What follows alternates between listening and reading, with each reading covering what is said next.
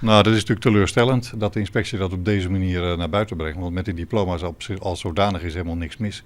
Die studenten hebben ervoor gestudeerd en ze zijn daarop getoetst. En het diploma is dus toegekend voor hun prestatie. En wat ons betreft geldt dat ook gewoon. Stenden zei al zo'n 2000 zo'n hypotheer te wezen met het ministerie van Onderwijs over juist deze kwestie. Maar duidelijk iets hoe er nevens de hege squallen neer west ha. Om het kwartlien doet staatssecretaris Halbe Zielstra zei dat de buitenlandse studenten op zijn meest een kwart van de opleiding in Nederland volgen moeten. Oors is het diploma net geldig. Stenden zullen hem daar nou ik houden. Maar is dat net makkelijker zijn als dien? Want kinderbijgelijk studenten uit Bali een studie in Nederland wil betalen. Dat is wel een probleem, daar moeten we zeker naar kijken. Ik denk inderdaad, Qatar is qua financiën denk ik het minst problematisch. Maar daar is misschien de lokale cultuur weer wat minder gemakkelijk om studenten daar vandaan hier naartoe te laten komen. Maar in Zuid-Afrika bijvoorbeeld zijn studenten natuurlijk ook niet kapitaalkrachtig en in Bali ook niet.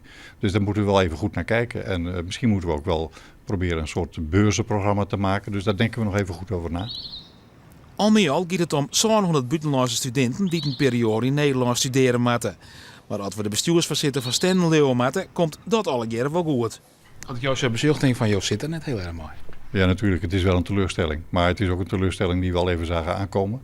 En aan de andere kant is het zo dat we denken dat we iets moois te bieden hebben. En dat blijven we wel doen. Want we hebben een internationaal profiel. En daar zijn we trots op. En daar blijven we echt mee doorgaan.